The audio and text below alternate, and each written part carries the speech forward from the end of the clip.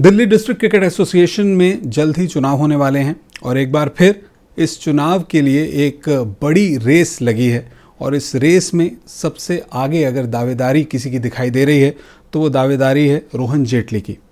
नाम आपने ज़रूर सुना होगा। इस नाम के साथ कई लेगेसीज जुड़ी हुई हैं। साथ ही साथ क्रिकेट एडमिनिस्ट्रेशन का एक बड़ा एक्सपीरियंस भी जेटली परिवार के साथ है। लेकिन क्या इन चुनावों के लिए रोहन जेटली तैयार हैं? आगे का क्या विजन है रोहन जेटली का, ये बात जानने के लिए आज हमारे साथ खुद रोहन जेटली मौजूद हैं। तो रोहन, सबसे पहले तो बहुत बहुत स्वागत है आपका न्यूज़ 24 पर। नमस्कार, थैंक यू। रोहन, जब कभी भी किसी आदमी के साथ में एक सरनेम जुड़ता है तो उसके साथ में कई अलग अलग चीज़ें साथ में जुड़ जाती हैं। जेटली सरनेम अपने आप में एक ब्लेसिंग तो है ही है, लेकिन एक बड़ी लेगेसी भी लेकर आया आपके लिए। तो एक्सपेक्टेशंस बहुत होती हैं। तो सबसे पहला सवाल तो यही है कि डीडीसीए के प्रेसिडेंशियल पोस्ट के लिए जब आप इलेक्शन में जा रहे हैं, लोगों की एक्सपेक्टेशंस भी हैं, क्योंकि आपके फादर भी क्रिकेट से बहुत लंबे अरसे तक जुड़े रहे, पॉलिटिकल नेम भी उनका बहुत बड़ा रहा। कैसे देखते हैं अपने इस नेक्स्ट विजन को? देखिए ऋषभ, मैं विद पावर कम्स रिस्पॉन्सिबिलिटी। आप कहते हैं जी एक लेगेसी है। एक्सपेक्टेशंस अगर किसी और से रहती हैं एक पॉइंट तक तो मेरे लिए वो दुगनी है। आइडिया है इसकी जो काम करा जाए, because of the background that I have, the legacy जो है, जो पारिवारिक बैकग्राउंड है, जो फादर साहब की क्रिकेट में कंट्रीब्यूशन रही है, आइडिया इज टू उसी को आगे बढ़ाया जाए और सारा काम जो कि फ्यूचर में होए और जो पिछले 10 महीने से, जब से पिछले टर्म का कार्यभार मैंने संभाला, उसी लाइनों पे चलते जाए। बिकॉज फाउंडेशन जो फ्यूचर की हम ऑलरेडी एक ले कर चुके हैं, उसी को आगे बढ़ा के ओवरऑल क्रिकेटिंग एटमॉस्फेयर और क्रिकेट को डेवलप करा जाए दिल्ली शहर में, वही एक गोल है। और रिस्पॉन्सिबिलिटी जो है वो काफ़ी है, काफ़ी ज़्यादा है फॉर ऑल पर्पसेस। 10 महीने में जो क्रिकेटिंग इश्यूज़ थे, जो कि एडमिनिस्ट्रेटिव इश्यूज़ थे, उनको साइड करके रिजॉल्व कर we are on a turning trajectory for the betterment of the association here. Rohan, लेकिन सवाल ये आता है कि लेगेसी के साथ में responsibility, as you just said, responsibility के लिए एक एक्सपीरियंस बहुत मैटर करता है। और वो लोग जो आपके अगेंस्ट कंटेस्ट करते हैं, उनके लिए ये सवाल बहुत कॉमन है उठाना कि महज 31-32 साल का एक यंग एडमिनिस्ट्रेटर टीम के साथ में जुड़ेगा। कितने ज़्यादा उनके विजन चाहे जैसे भी हों, लेकिन क्या ये वाकई में डिलीवर कर पाएंगे जो चीज़ें दिल्ली क्रिकेट को चाहिए, ख़ास तौर से ये देखते हुए कि पिछले 1-1.5 साल पैंडेमिक की वजह से बहुत ज़्यादा सफ़र किया है सभी ने। देखिए, मैं केवल एक बात बोलूँगा, नेवर जज a person by the looks of it, let the work speak for it. देखिए, जो काम 10 महीने में किया है, मैं एक वर्कर हूँ, वर्कaholic हूँ। मेरा काम है ग्राउंड लेवल पे काम करना। माई ओनली गोल इज़ कीजिए दिल्ली के क्रिकेट को कैसे सुधारा जाए और वर्ल्ड क्लास बनाया जाए। दिल्ली के क्रिकेटर्स को, हर क्रिकेटर को, हर टैलेंट को एक ऑप्टिमम प्लेटफॉर्म मिलना चाहिए परफॉर्म करने का, कि कोई नाराज़ ना हो, ना कुछ ना हो कि जी मेरे को अपॉर्चुनिटी नहीं मिली। बात करें इंफ्रास्ट्रक्चर की, जब 10 महीने पहले कार्यभार संभाला तो इंफ्रास्ट्रक्चर में थोड़ी प्रॉब्लम्स थी। 90% इंफ्रास्ट्रक्चर अपग्रेड करके वर्ल्ड क्लास बना दिया गया है केवल 10 महीने में। आइडिया है इसकी प्लेयर्स के लिए और क्रिकेटिंग इंफ्रास्ट्रक्चर के लिए क्या ज़रूरी है? अच्छे ग्राउंड्स हो, अच्छी पिचेस हो, अच्छा सपोर्ट स्टाफ हो, अच्छी असिस्टेंस हो, अच्छे जिम्स हो, अच्छे फैसिलिटीज़ क्रिएट हो, वो सारी कर दी गई हैं। Electrical upgrades on terms of high mass lights, world class lights have been put in the stadium, world class gyms have been made for players and members. Overall cricketing infrastructure has been upgraded by 90% in the last 10 months. अब ये बोलना जी ये बच्चा है, इसको कोई समझ नहीं है। देखो, गाली देने के लिए तो कोई भी कारण उठा के आप गाली दे सकते हैं। ये आदमी लेफ्ट क्यों जा रहा है, राइट क्यों नहीं जा रहा, उस पर भी गाली पड़ सकती है। देखिए, जज मी बाय द वर्क, डोंट जज मी bye my age. If I am doing a decent job, अगर मैं काम ठीक कर रहा हूँ, मौका दीजिए। जो एक दिशा चलाई है 10 महीने से, उसको आगे ले जाने दीजिए। That is all that I से। रोहन, हमारी कई दिल्ली क्रिकेट एसोसिएशन के जो डिफरेंट क्लब्स हैं, एफिलिएटेड क्लब्स हैं, उनके रिप्रेजेंटेटिव से भी बात हुई। डेफिनेटली जो आप कह रहे हैं उसमें काफ़ी सच्चाई है। इंफ्रास्ट्रक्चर में बहुत तेज़ी आई है और विजन भी दिख रहा है, जो आपने पिछले 10 महीने में अपने एसोसिएशन से जितने भी इंटरलिंक्ड क्लब्स थे उनके साथ में अपना रोड मैप तैयार किया होगा। लेकिन एक सवाल ये आता है कि आपसे पहले जो प्रेसिडेंट थे उन्होंने कहा था कि कुछ एकेडमीज़ खोलेंगे। पैंडेमिक की वजह से एकेडमीज़ नहीं खुल पाई। अब जब थोड़ी सी नॉर्मलसी आई है, इन एकेडमीज़ के लिए क्या तैयारी है आपकी? क्या नए क्योंकि हो सकता है एकेडमीज़ खुल जाएं लेकिन जो पेरेंट्स हैं, गार्जियंस हैं, वो अपने बच्चों को एकेडमीज़ तक ना भेजें।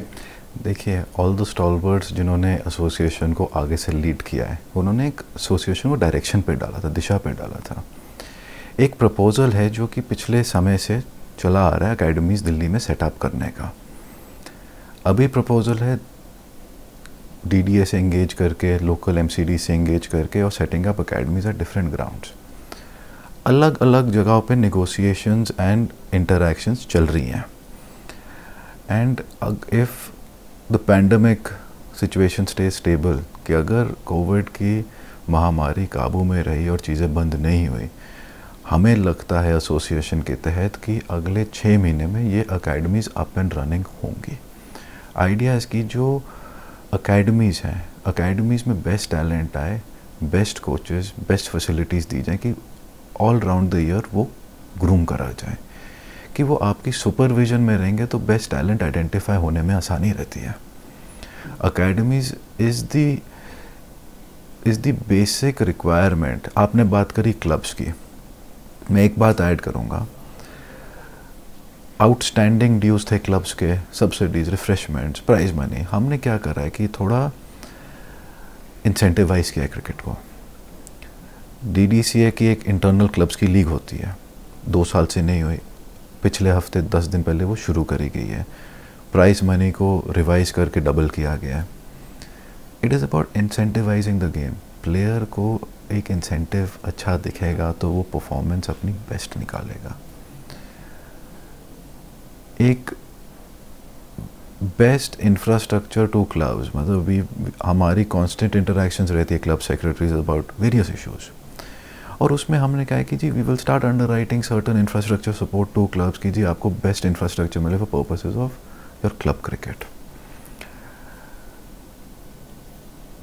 There were problems within the association where there were dues. 2015 से लेके 2020 के जो ड्यूज़ थे for farmer cricketer, support staff, coaching staff जो कि अपॉइंट होता है, वो सब क्लियर करा जा चुका है 10 महीने में। So we are making a fresh start towards a better future of cricket in Delhi. आपको रोहन डेफिनेटली अगर डीडीसीए में आप एक बड़ा रोड मैप लेकर ज़रूर कंटेस्ट कर रहे हैं। अगर मैं आपके फादर साहब की बात करूं, अरुण जेटली जी की, क्रिकेट से उनका एक लंबा एसोसिएशन रहा, डीडीसीए में भी वो एक डिकेड से ज़्यादा बतौर प्रेसिडेंट रहे।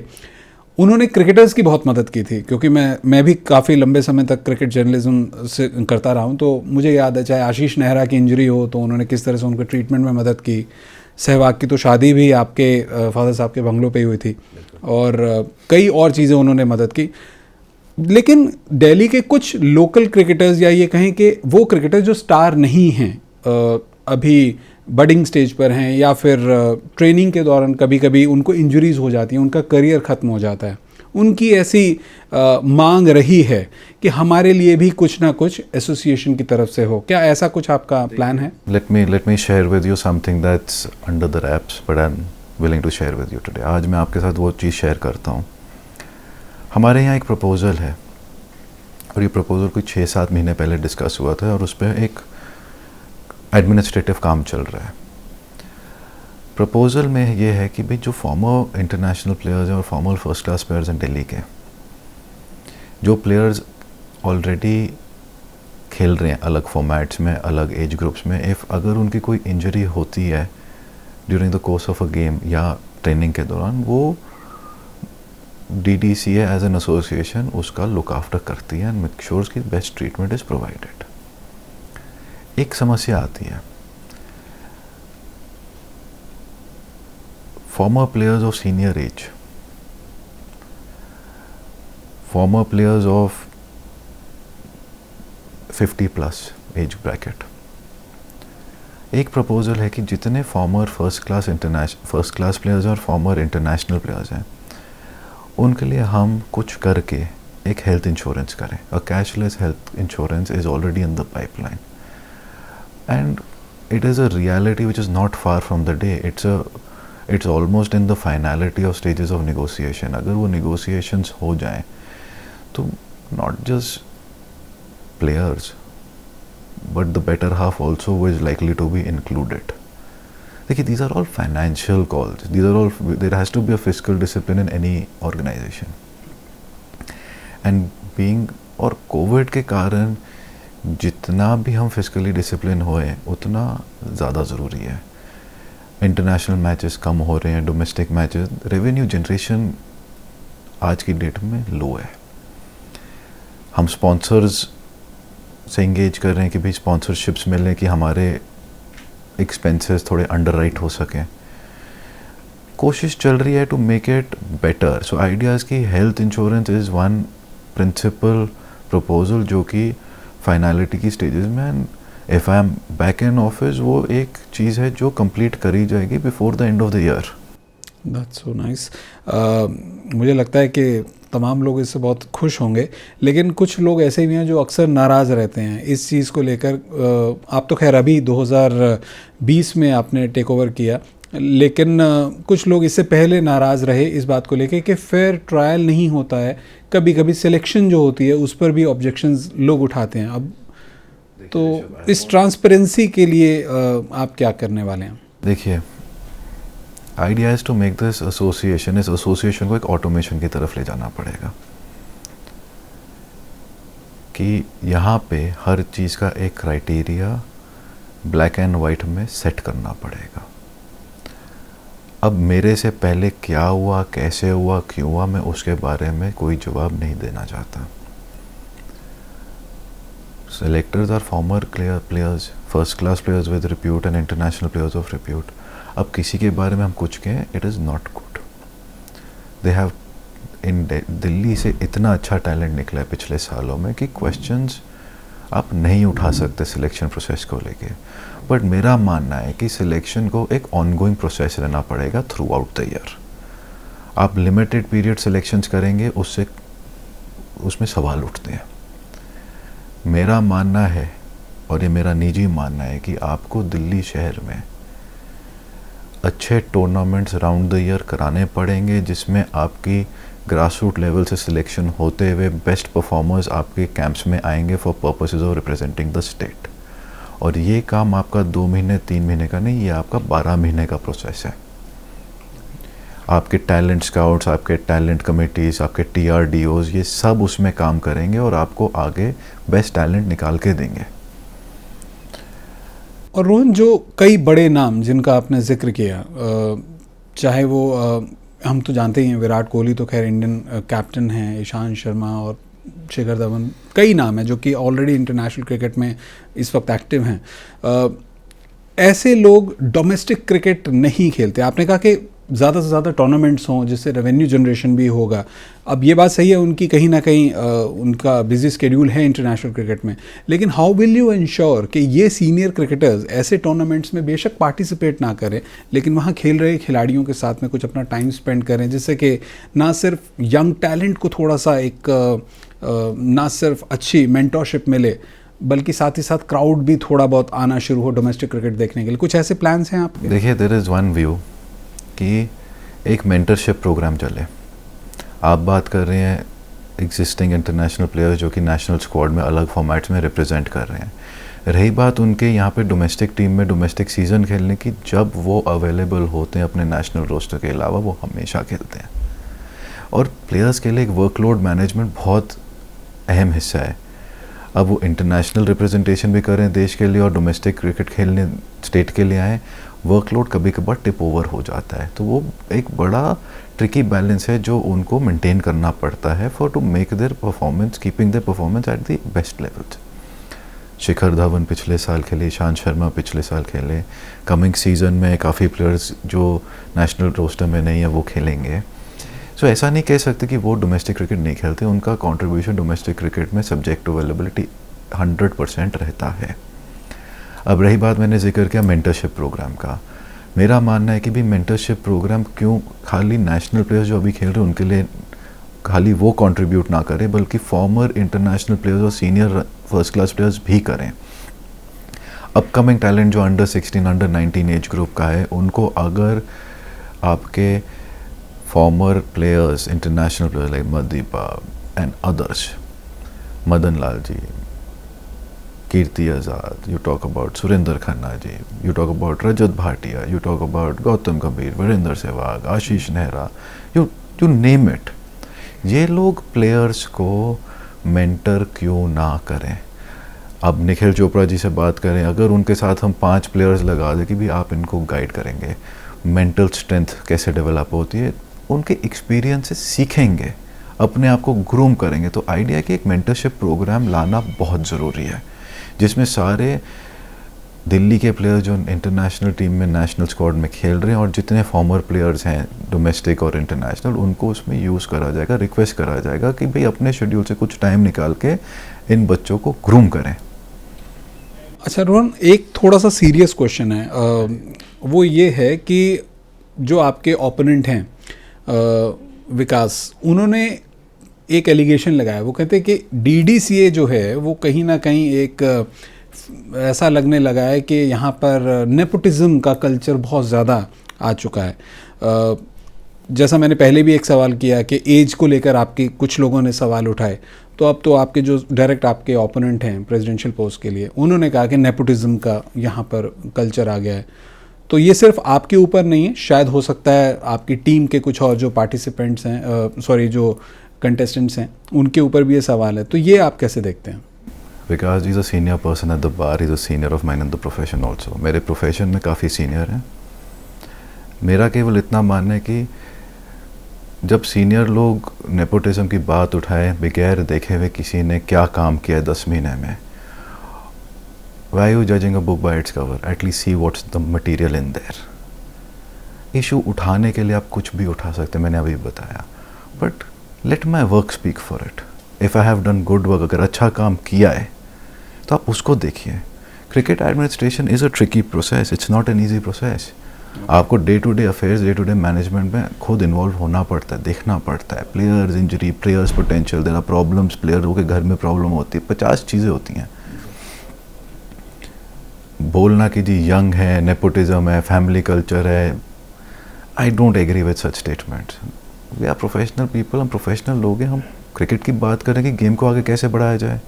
देखिए, there is one plan of his जो ओरिजिनली बना था, जो फाइनेंशियल कंस्ट्रेंट्स और म्यूनसिपल कंस्ट्रक्शन लिमिट्स के कारण हो नहीं पाया, जो कि with time finances have improved, municipal construction limits have enhanced. उसमें एक न्यू क्लब हाउस का प्रपोजल है, जिसमें गोल है कि एक इंडोर प्रैक्टिस फैसिलिटी बने फॉर प्लेयर जो कि वर्ल्ड क्लास हो। When I say world class, कोई रेगुलर प्रैक्टिस पिच नहीं होगी, वो technology integrated, 3D technology being used, मतलब कि आपका प्लेयर जब बॉल डालेगा या बैटिंग करेगा, वो पूरा रियल टाइम में टेक्नोलॉजी डेटा एनालिटिक्स हो जाएगा कि भाई कहाँ पे किस टेक्निक पे क्या काम करना है। वो एक अहम हिस्सा है।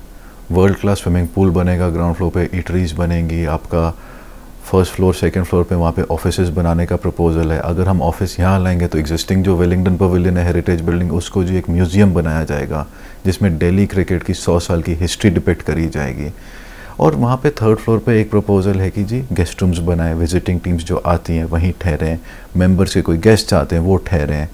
कल्चर एक ऐसा बनाने की सोच है कि यहाँ पे ऐसा एटमॉस्फेयर बनाया जाए कि भाई आप दिल्ली गोल्फ क्लब या जिम खाना क्लब या NSCI या किसी भी दिल्ली शहर के बड़े क्लब से पीछे क्यों रहे।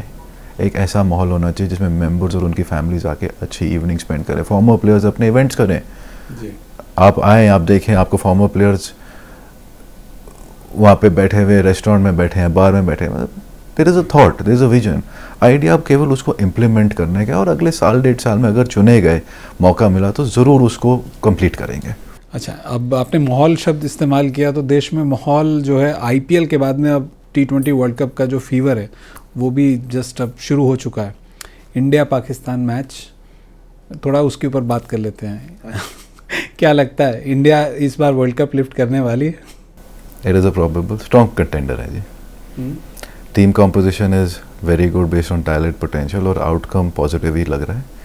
कंटेंशन में ज़रूर है कि आउटकम क्या रहेगा।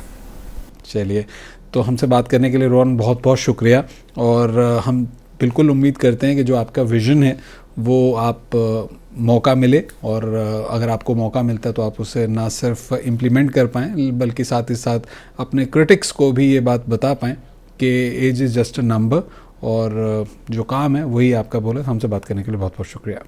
थैंक यू ऋषभ, धन्यवाद। थैंक्स रोहन। तो ये थे रोहन जेटली, जिनका विज़न आपने सुना DDCA के इलेक्शंस को लेकर। प्रेसिडेंशियल पोस्ट के लिए रोहन जेटली ने कंटेस्ट किया है, और अब देखते हैं कि आने वाले दिनों में जो रोहन जेटली का सफ़र है DDCA और DDCA से आगे BCCI में कहाँ तक जाता है। नमस्कार, मैं हूं मानक गुप्ता। अगर आपको हमारा ये वीडियो पसंद आया हो तो इसे लाइक और शेयर जरूर करें, और हाँ, हमें सब्सक्राइब और फॉलो करना ना भूलें ताकि आप देश और दुनिया की कोई खबर मिस ना करें। तो जुड़े रहिए हमारे साथ और देखते रहिए News 24।